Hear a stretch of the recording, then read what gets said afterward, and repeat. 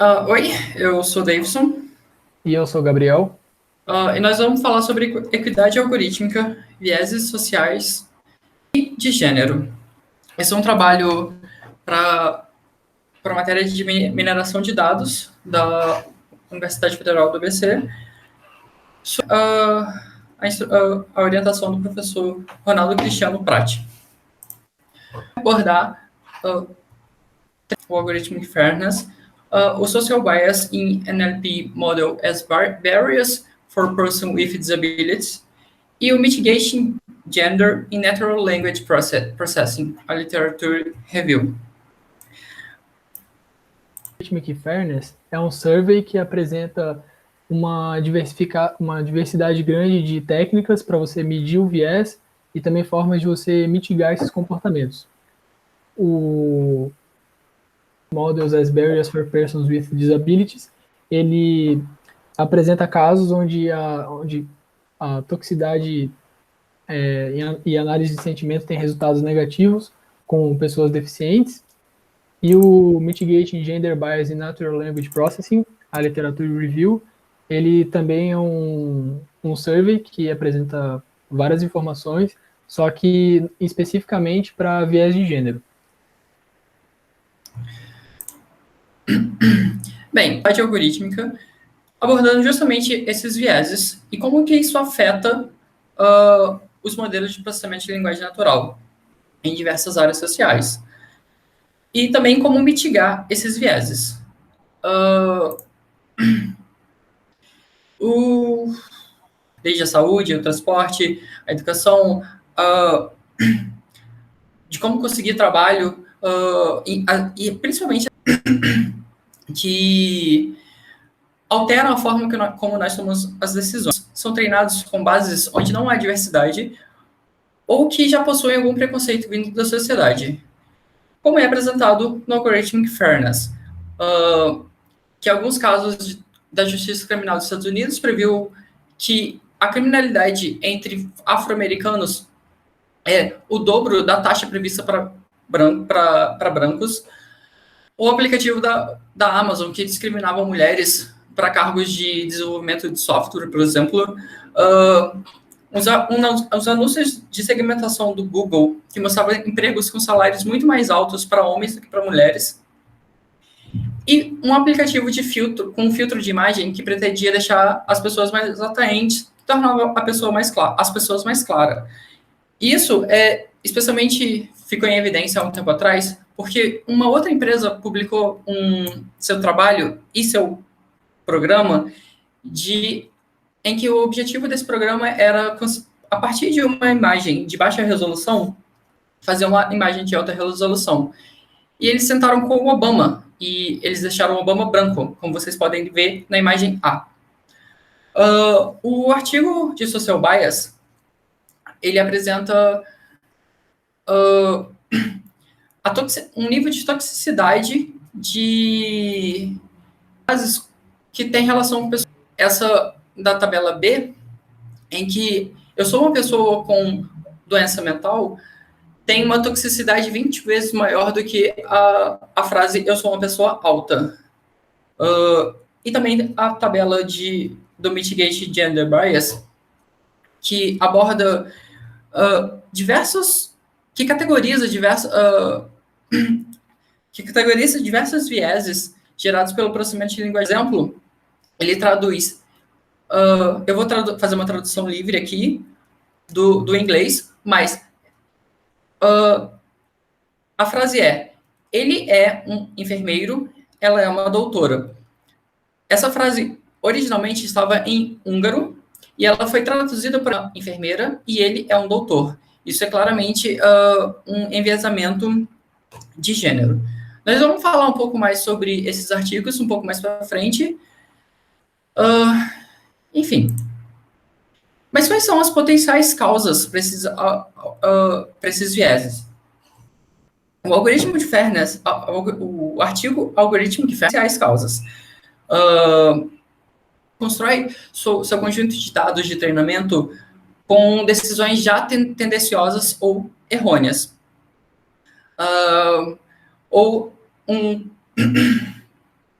vieses causados por dados ou valores ausentes que não representam a população-alvo. Isso ocorre quando você constrói todo um dataset para apresentar uma população, conjunto de dados só tem pessoas brancas. E aí, essa pode ter sido uma das causas do embranquecimento do Obama. Os vieses gerados por objetivos algoritmos para minimizar o erro. E isso acaba, quando você começa a tentar minimizar o erro, você acaba beneficiando. E, por fim, uma das outras causas é o intermédio de atributos gerados a partir de atributos confidenciais. Isso é quando você não pode mostrar os atributos e aí você gera um atributo a partir dele, chamando esses atributos de proxy. E como você não tem os dados reais, você acaba gerando um viés.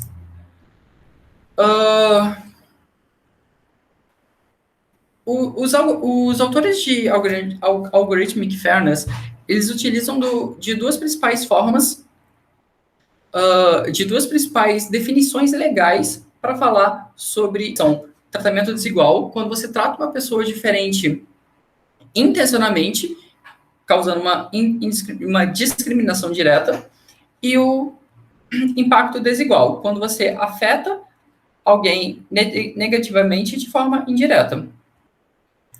Então, foi definido algumas formas de medir a desigualdade. A primeira é o impacto desigual, é nada mais do que uma medida matemática para a definição legal que foi definida no slide anterior. E ela tenta garantir que a proporção das previsões positivas sejam semelhantes entre os grupos de pessoas.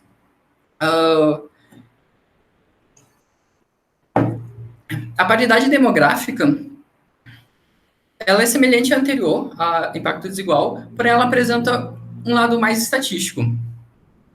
A impacto desigual, ela precisa ter enquanto que a paridade demográfica, ela apresenta melhor equidade com valores mais baixos nas taxas de aceitação.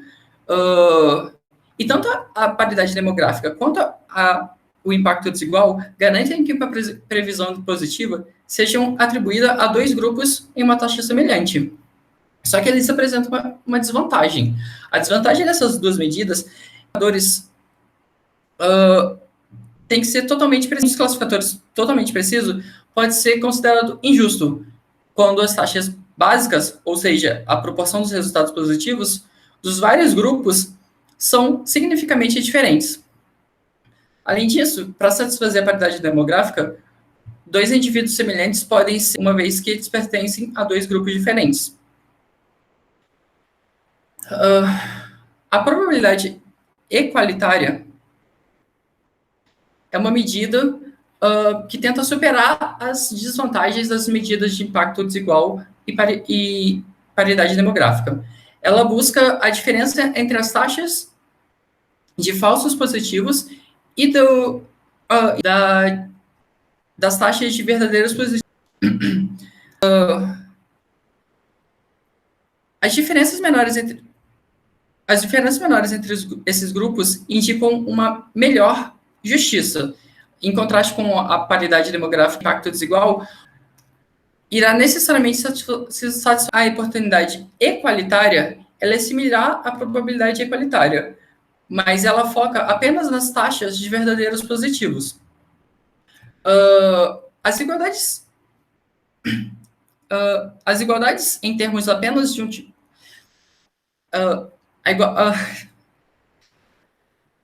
se baseia apenas em termos de um tipo de erro, no caso, o verdadeiro positivo. Ela aumenta a disparidade entre os termos de medida e a equidade individual. Os semelhantes sejam tratados da mesma forma. Ela considera todos os outros atributos individuais, ela considera outros atributos individuais para definir justiça, uma vez que em vez de apenas atributos confidenciais. No entanto, para definir a similaridade entre os indivíduos, uma métrica de similaridade precisa ser definida, o que não é tão trivial. Essa medida, além de assumir uma métrica de similaridade, também requer algumas posições a respeito da relação entre características e rótulos. Bem, a dicotomia das medidas de equidade. Estudos recentes mostram que não é possível satisfazer as medidas simultaneamente. Por exemplo, oportunidades equalitárias é um algoritmo que retorna um classificador com probabilidade igual para todo mundo, enquanto a calibração classifica de forma mais real, utilizando um classificador com probabilidades diferentes para cada classe. Normalmente são desbalanceados. E quando você força eles a terem resultados equalitários, há uma perca de acurácia por não representar os dados reais.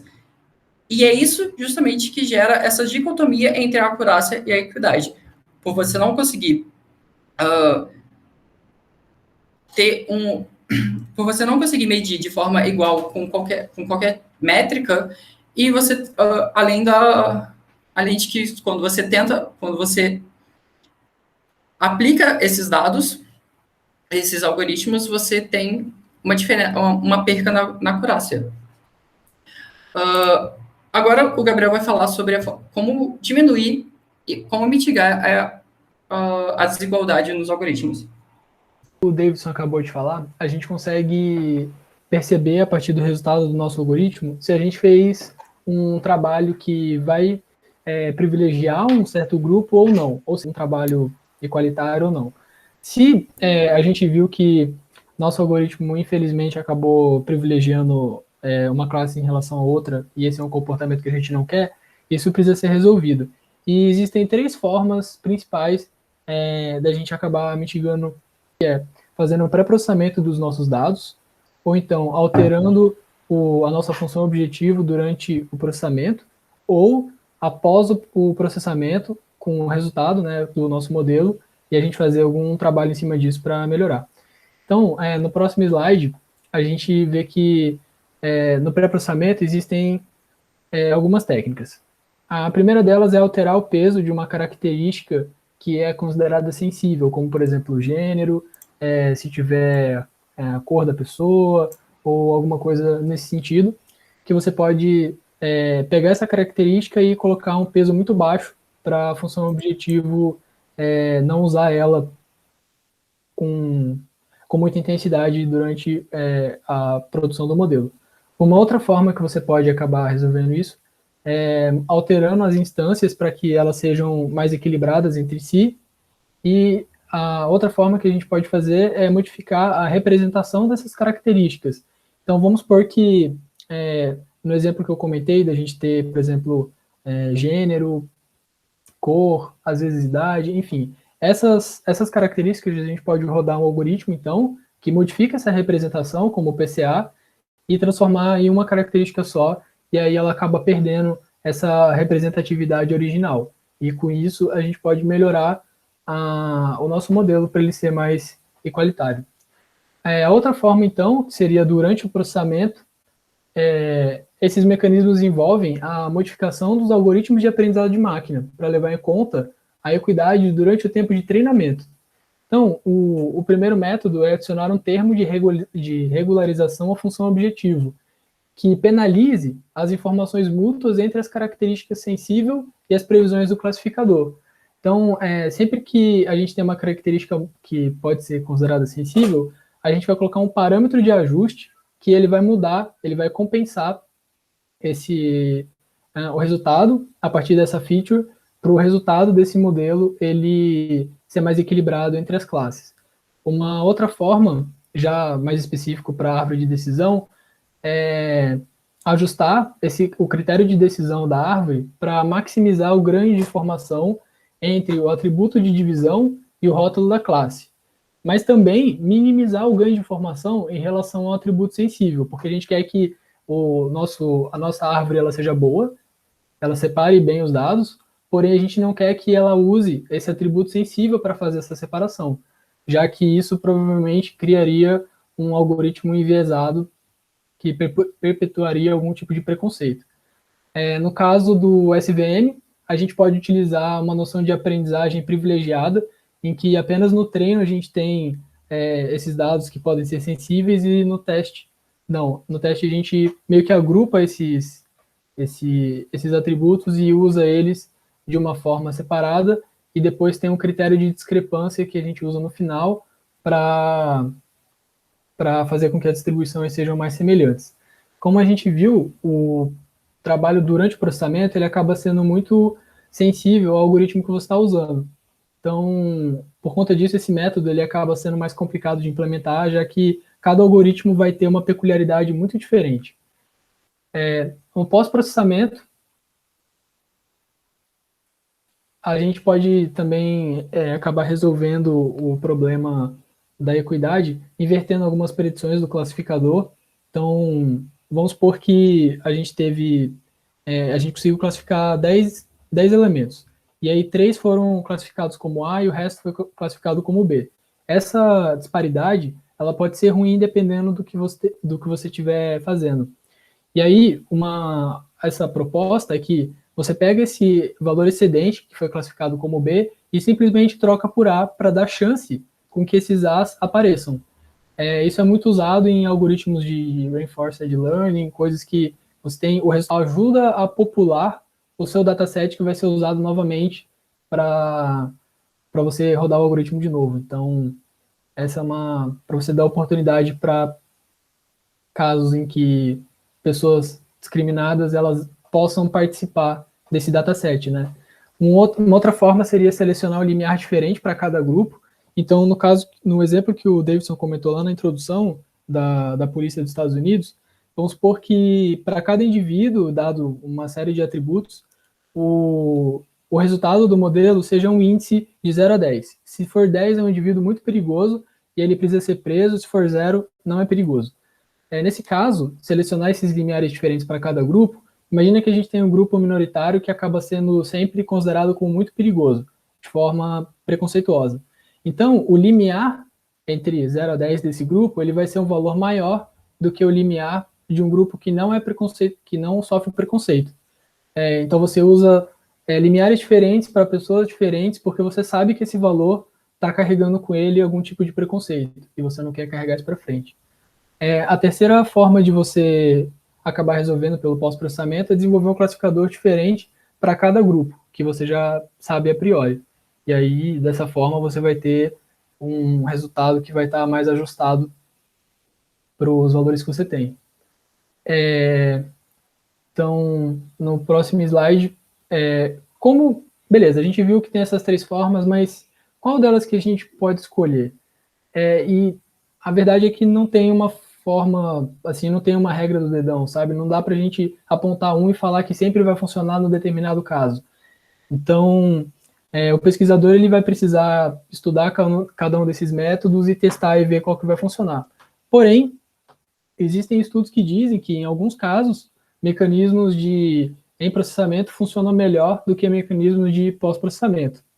E outros dizem que a imputação ela é melhor do que a exclusão de dados. Então, quando você tem valores que você tem missing values no seu dataset, ao invés de você remover pela média dos valores ou algo assim, quando for possível.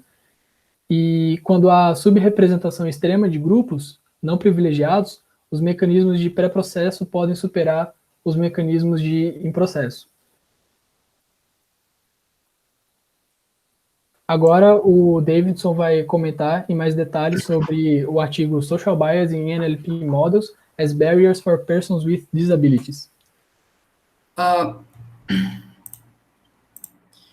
O artigo ele foca em modelos de processamento de linguagem natural, em como os modelos de processamento de linguagem natural classificam ou predizem textos relacionados a pessoas com deficiência.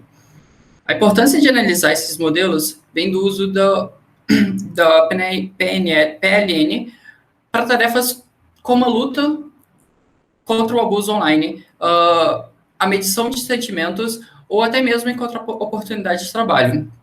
E sim, os modelos são enviesados pela percepção social das pessoas, como está na redução da autonomia e liberdade, além de perpetuar estereótipos dessas pessoas. E bem, expressões linguísticas em inglês, se referindo a pessoas com diversas deficiências, separando as frases separando em frases recomendadas e frases não recomendadas. E eles utilizam o conceito de perturbação, que é um enviesamento intencional, como métrica de analisar o sentimento e a toxicidade nos textos. O processo é descrito como está no slide. É escolhida uma frase que contém os pronomes he e she de um conjunto, qualquer conjunto. Os pronomes, eles são substituídos por uma expressão que se refere a uma pessoa com deficiência.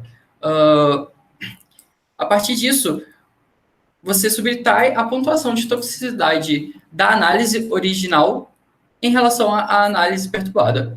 E esse método foi repetido em um conjunto de 1000 frases do fórum Reddit. Os resultados da análise para as frases perturbadas, com a expressão recomendadas e não recomendadas, mostra que qualquer categoria de frases está associada a níveis variados de toxicidade, sendo que as expressões não recomendadas apresentam toxicidade 6 vezes maior do que as expressões recomendadas.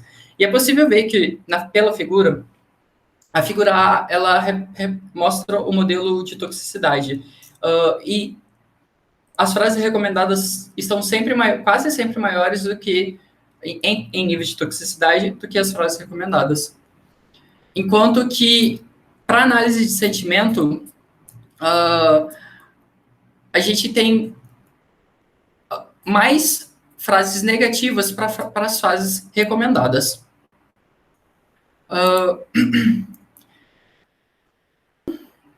De vieses sociais na linguagem.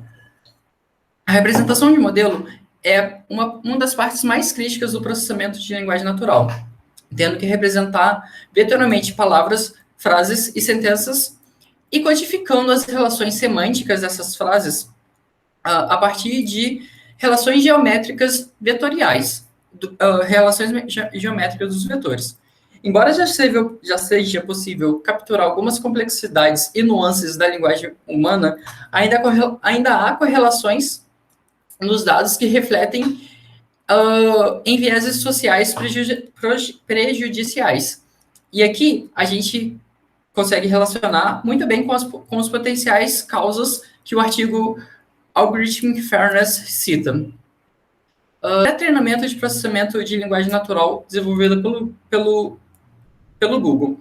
E com ele foi feita uma análise de preenchimento de frases com expressões recomendadas. Então, nesse formato frase, is, a expressão recomendada. Essas expressões recomendadas são as que eu falei no slide anterior. E a frase, ela pode ser, por exemplo, a pessoa é. E aí, a pessoa é alguma frase, alguma expressão recomendada. É exatamente como está naquela tabela que eu mostrei no slide 6. Então, uma perturbação é realizada trocando as frases e é feita uma comparação com as 4 palavras mais bem classificadas. E, a partir disso, o modelo produz sentimentos negativos.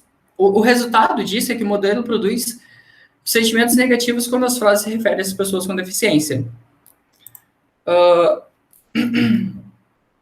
Aqui são as frequências das palavras negativas reproduzidas pelo BERT. Os resultados produzem pontuações de sentimentos negativos para sentenças de consultas construídas a partir das frases e que se referem a pessoas com diferentes tipos de deficiência. Isso sugere que o BERT associa palavras com sentimentos mais negativos a frases que fazem referência a pessoas com deficiência, uma vez que o encapsulamento de texto do BERT ainda está sendo incorporado em uma ampla gama de aplicativos de processamento de linguagem natural. E tais associações negativas têm potencial para se manifestar de maneiras diferentes e potencialmente prejudiciais às tarefas posteriores. Eles também fizeram uma análise sobre como os comentários liberados como parte de um desafio de classificação chamado Jigsaw, só que eles tiveram foco em palavras relacionadas à psiquiatria e a doenças mentais. O objetivo dessa análise era encontrar palavras com maiores probabilidades que se relacionam a esse termo, a esses termos usados em psiquiatria, e comparar com os termos que não têm relação à psiquiatria, e assim entender como que funciona a toxicidade. Eles utilizaram esses 5 termos: condição, tratamento, infraestrutura, linguística e social, para entender como que era afetado e como que isso afeta a toxicidade. E bem, essa tabela mostra os 10 principais termos que cada denotação contém. E, bem, como é de esperado que as frases condição tem associação mais alta, mas as frases sociais têm associação seguinte mais alta. As frases social pertencem a uma grande parte dos 3 tópicos: sem teto, violência armada e vício em drogas. Todos eles em valências negativas, ou seja, esses em relação à doença mental. Por isso, questões de saúde mental da população sem teto costumam estar sempre no discurso público. Enfim, é isso. Agora o Gabriel vai falar um pouco mais sobre Mitigating Gender in Natural Language Processing, a literatura review. Esse artigo, ele mostra um review, uma análise sobre as diferentes técnicas de você mitigar o viés de gênero em processamento de linguagem natural, e nele a gente vê que essas técnicas elas acabam sendo bem comuns com as outras técnicas que a gente vê em outros tipos de viés. Então, enfim, acaba sendo muito parecido às diferentes áreas. Entretanto, no próximo slide, tem uma tabela que é igual à tabela que a gente viu no slide 6, mas nesse caso eu vou dar um foco numa parte diferente. A última linha da tabela, que se trata de word embedding, ela mostra as analogias como homem e mulher, men and women, elas acabam tendo associações, tipo, dona de casa. Então, essas associações, elas acabam acontecendo quando os datasets, eles carregam consigo esses vieses que estão, enfim. Mas muitas vezes esses datasets acabam sendo os que a gente tem. E a gente precisa desenvolver técnicas para fazer com que esses algoritmos, no caso hoje o VEC, ele seja mais robusto para não acabar fazendo analogias desse tipo.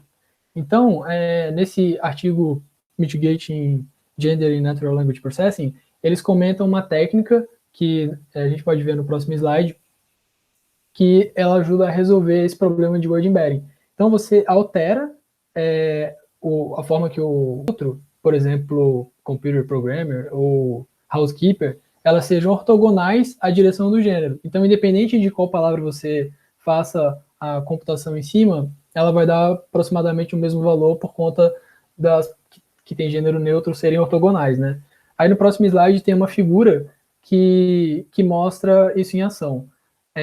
Repara que no eixo X a gente tem essas projeções antes da gente tirar o viés.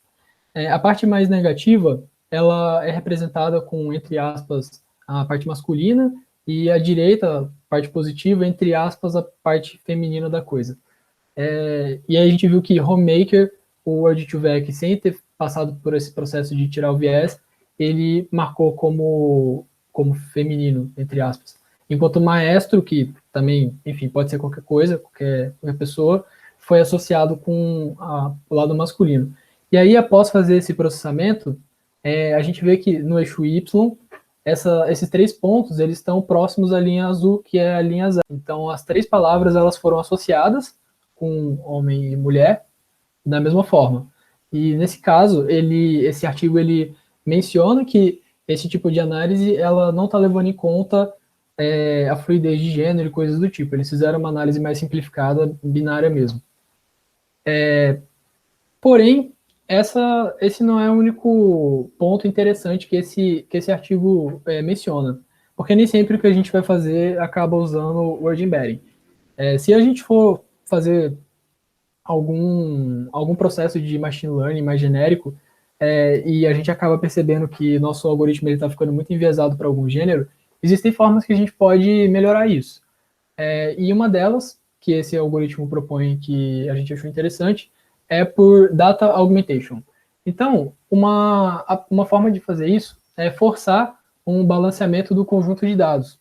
E a gente copia dados da entidade majoritária e aí só troca o rótulo daquele valor, daquele atributo sensível que estava forçando o viés, né? Uma outra forma também seria anonimizar as entidades nomeadas que são relacionadas a gênero.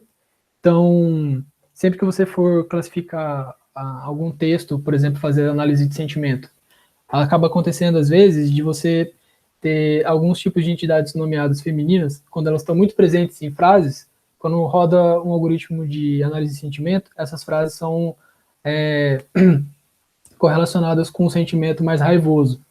E aí uma forma de você, palavras mais masculinas, você tem outros tipos de sentimento que são sentimentos mais positivos, né? Não são negativos igual raivoso. E aí uma forma de você resolver esse problema seria anonimizar essas entidades nomeadas, justamente porque elas que estão causando esse tipo de problema. E aí a gente faz isso trocando cada uma dessas palavras por algum tipo de token diferente que o algoritmo não vai conseguir discriminar a partir deles. Então, esse artigo ele é bem interessante por mostrar esses dois lados que a gente consegue ter bons resultados sem ter que fazer nada muito, muito complicado. Então, agora a gente chega na conclusão do trabalho.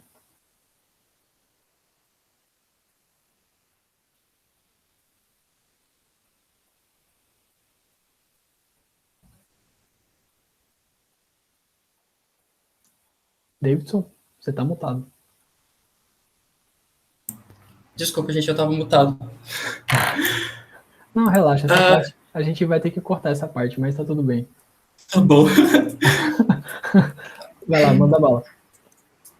Bem, como conclusão, a gente tira que é uma área de grande importância social e que tem ficado em evidência, cada vez mais em evidência, em um mundo mais politizado, e que tem esse aumento de decisões tomadas por algoritmos de inteligência artificial. E a gente não pode deixar que os algoritmos tomem decisões baseadas em vieses como esses que a gente descreveu. Além disso, é uma área muito nova de estudo e que ainda precisa de muita coisa ser feita, muita coisa precisa ser padronizada e precisa de muito estudo em línguas inglesas.